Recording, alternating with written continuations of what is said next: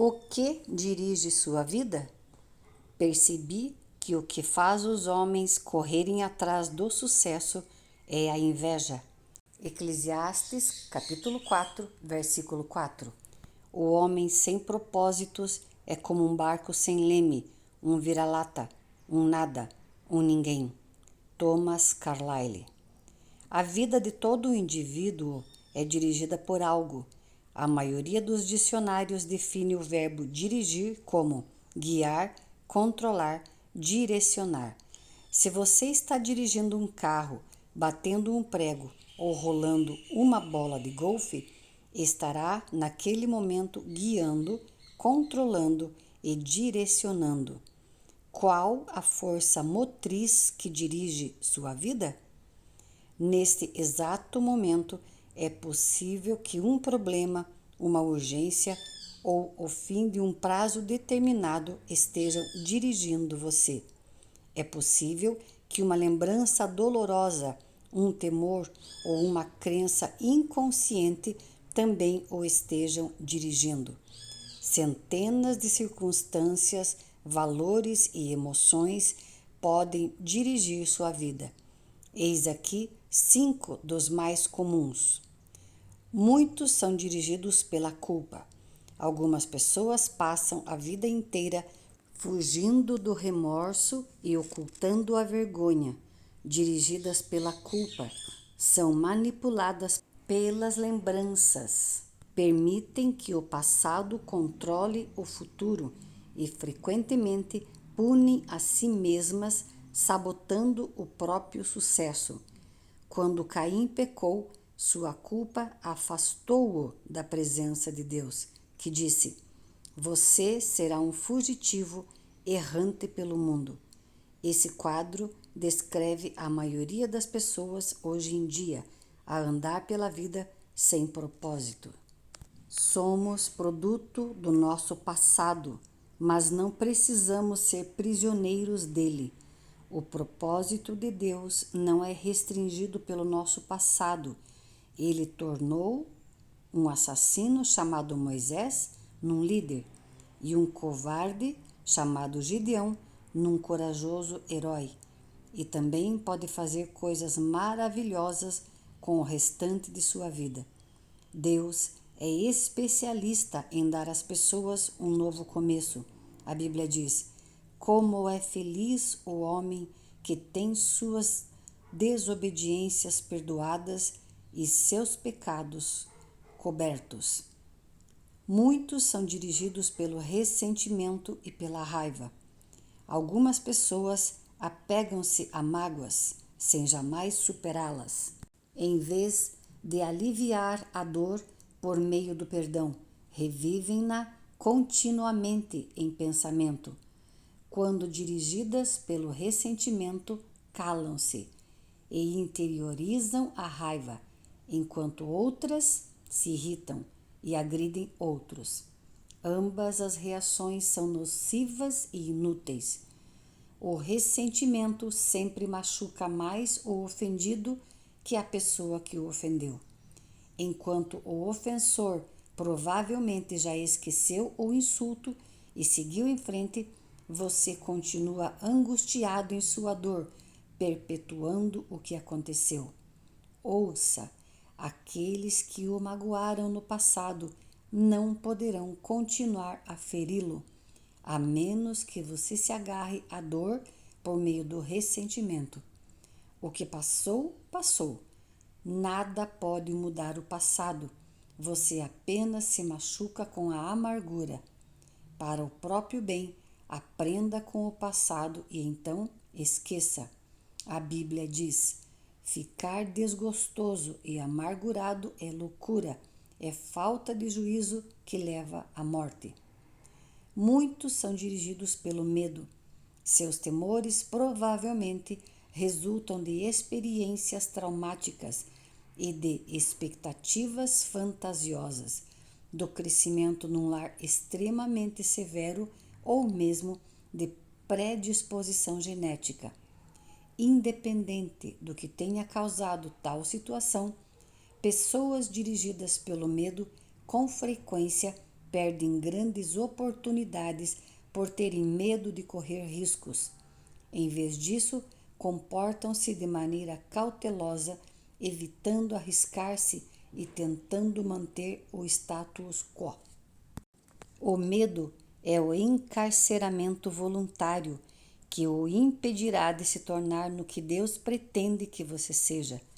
Você deve agir contra isso com as armas da fé e do amor. A Bíblia diz: no amor não há medo. Ao contrário, o perfeito amor expulsa o medo, porque o medo supõe castigo. Aquele que tem medo não está aperfeiçoado no amor. Muitos são dirigidos pelo materialismo. O desejo de adquirir é o único objetivo na vida de algumas pessoas. O impulso de sempre querer mais baseia-se na concepção equivocada de que possuir mais me tornará mais feliz, mais importante e mais protegido. Contudo, são três expectativas falsas. Bens materiais trazem felicidade apenas temporária. A situação de constante tranquilidade acaba gerando o tédio e então passamos a desejar novidades, coisas maiores e melhores.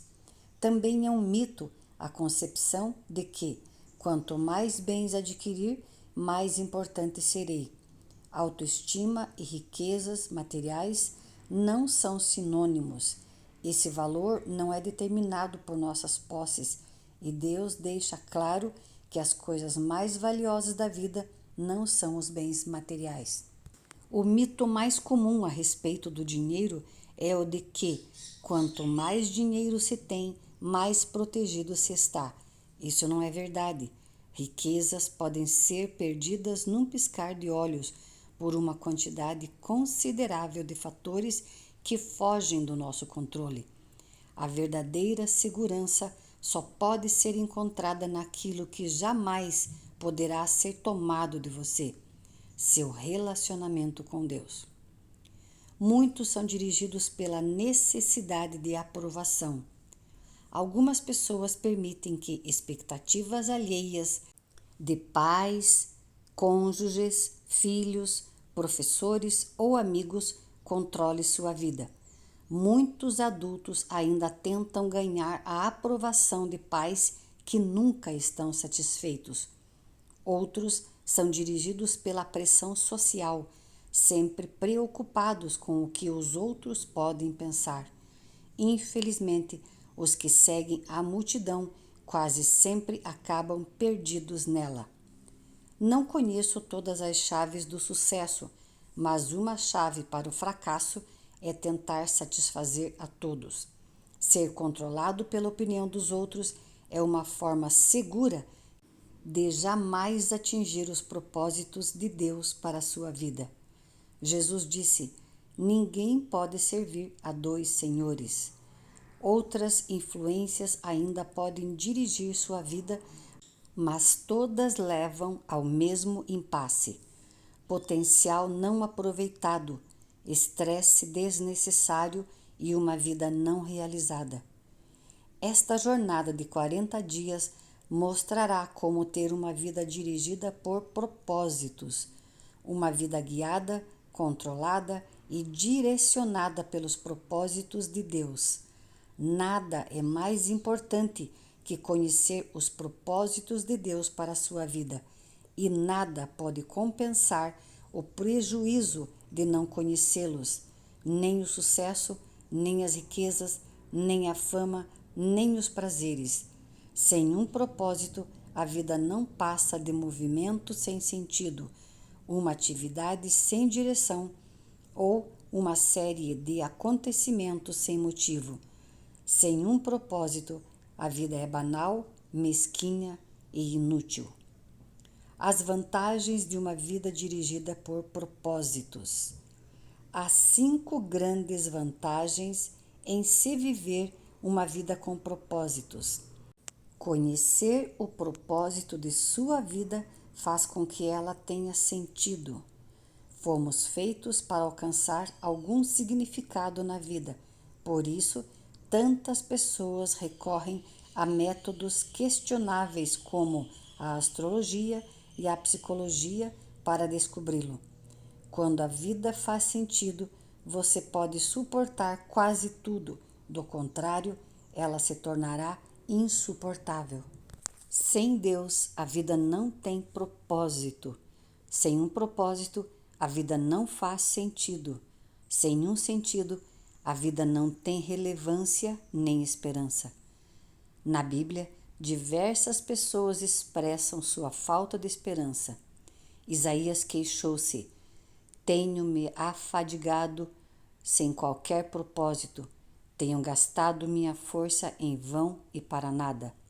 Jó disse: meus dias são vazios e sem esperança, e detesto a vida e não quero mais viver. Deixa-me em paz, pois a minha vida não vale nada. A maior de todas as tragédias não é a morte, mas a falta de propósitos na vida.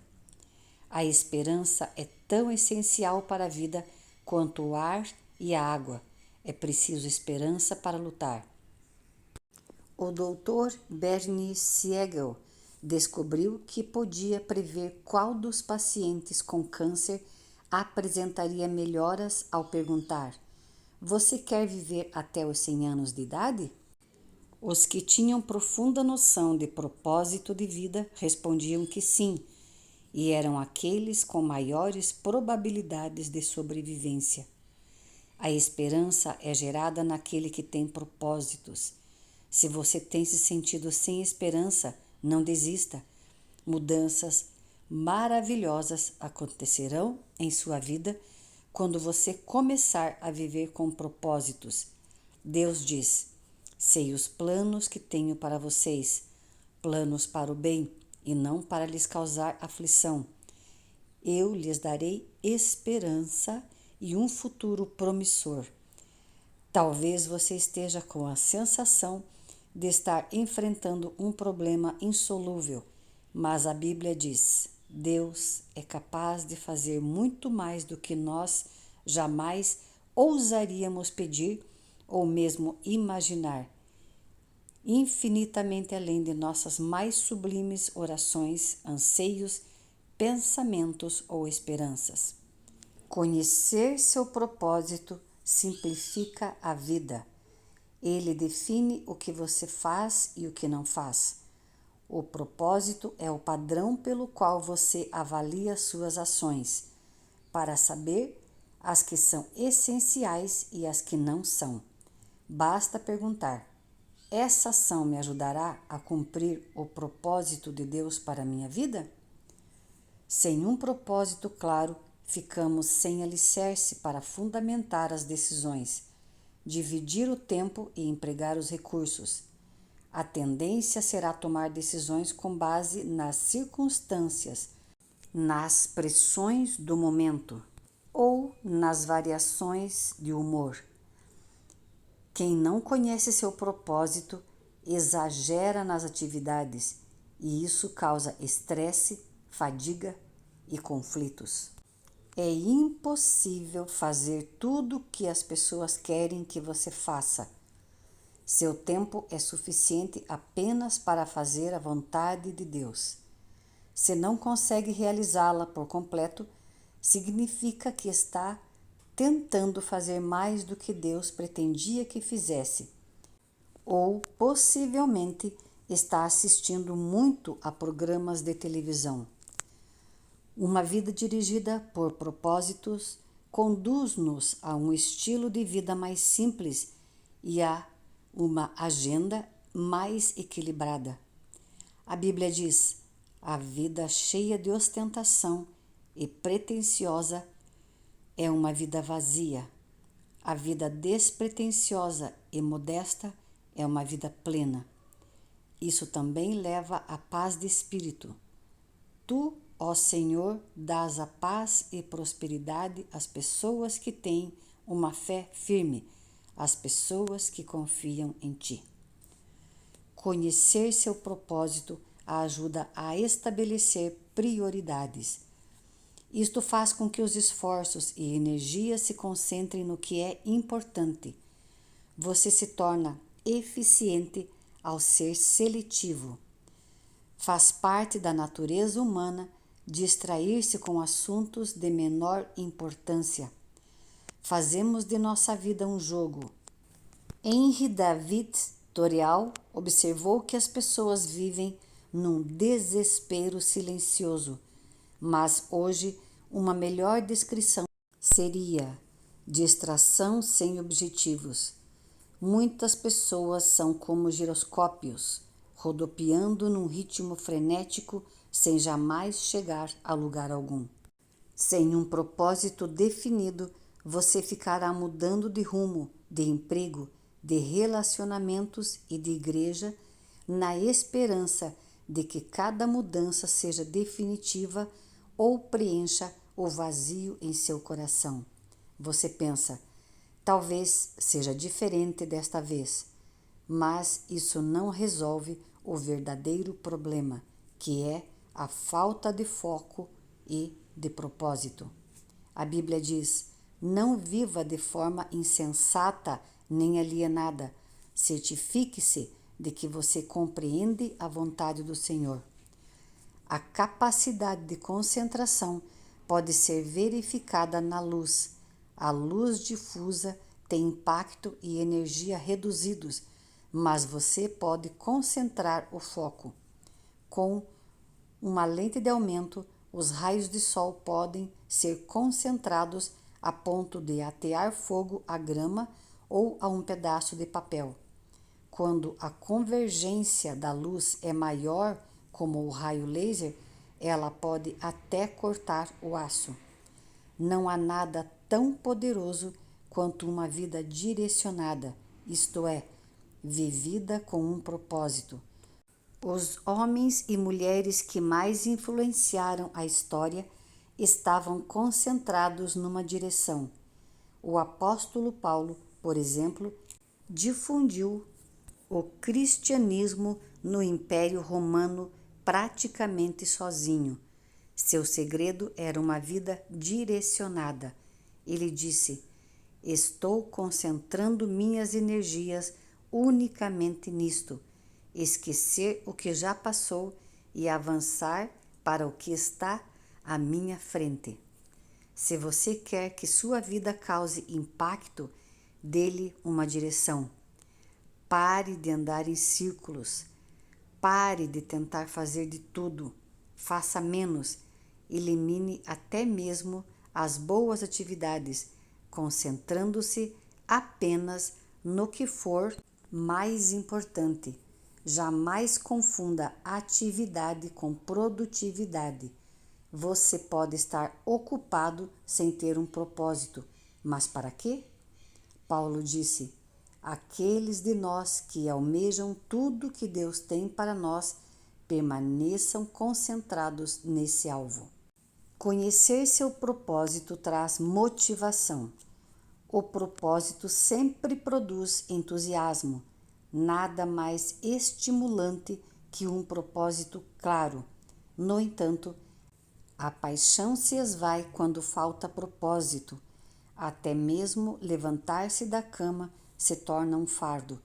Normalmente é o trabalho sem sentido que nos esgota, consome nossa força e nos rouba o prazer, e não o excesso de trabalho. George Bernard Shaw escreveu: esta é a verdadeira alegria da vida, ser usado para um propósito reconhecido por você mesmo como grandioso, ser uma força da natureza em vez de um amontoado inconstante e egoísta de ressentimentos e lamentações, sempre reclamando que o mundo não se esforça para torná-lo feliz. Conhecer seu propósito irá prepará-lo para a eternidade. Muita gente passa a vida tentando criar um legado. Tais pessoas querem ser lembradas depois que partirem. Entretanto, o que em última análise mais importa não é o que os outros dizem sobre sua vida, mas o que Deus diz. O que as pessoas não percebem é que todas as realizações, acabam sendo superadas, recordes são quebrados, reputações não subsistem e homenagens são esquecidas. Na faculdade, a meta de James Dobson era ser o campeão de tênis da instituição. Ele sentiu-se orgulhoso quando viu sua taça colocada no lugar de destaque na sala de troféus da faculdade. Anos mais tarde, alguém lhe enviou o troféu pelo correio. Eles o haviam achado numa lata de lixo durante uma reforma na escola. James disse: "Um dia, todos os seus troféus serão jogados no lixo por alguém." Viver para criar um legado é um objetivo sem perspectiva. Uma utilização mais sábia do tempo é construir um legado eterno. Você não foi posto neste mundo para ser lembrado. Você foi colocado aqui a fim de se preparar para a eternidade. Chegará um dia em que você estará diante de Deus e Ele fará uma auditoria em sua vida, um exame final, antes que você ingresse na eternidade.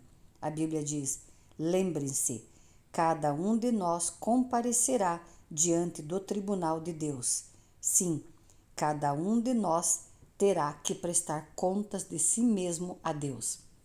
Felizmente, Deus quer que passemos no teste, por isso nos deu as perguntas antecipadas. Pela Bíblia, entendemos que Deus nos fará duas perguntas fundamentais. Primeira: o que você fez com meu filho Jesus Cristo? Deus não irá perguntar sobre sua formação religiosa ou visão doutrinária. O único ponto importante será: você aceitou o que Jesus fez por você? Aprendeu a amá-lo e a confiar nele? Jesus disse: "Eu sou o caminho, a verdade e a vida. Ninguém vem ao Pai a não ser por mim." Segunda: o que você fez com o que eu lhe dei? Isto é, o que você fez com a sua vida? Dádivas, talentos, oportunidades, energia, relacionamentos e recursos. Enfim, tudo que Deus lhe deu. Gastou-os com você mesmo ou fez uso deles para os propósitos que Deus tinha para você? Prepará-lo para estas duas perguntas é o objetivo deste livro. A primeira irá determinar onde você passará a eternidade. A segunda determinará o que você fará na eternidade. Ao terminar este livro, você estará pronto para responder a essas duas perguntas. Terceiro dia, pensando sobre meu propósito de vida. Um tema para reflexão. Viver com um propósito é o caminho para a paz. Um versículo para memorizar. Tu, ó Senhor, dás paz e prosperidade às pessoas que têm uma fé firme, às pessoas que confiam em ti. Livro de Isaías, capítulo 26, versículo 3. Uma pergunta para meditar. É a opinião da minha família e de meus amigos que orientam minha vida? Que força desejo que dirija minha vida?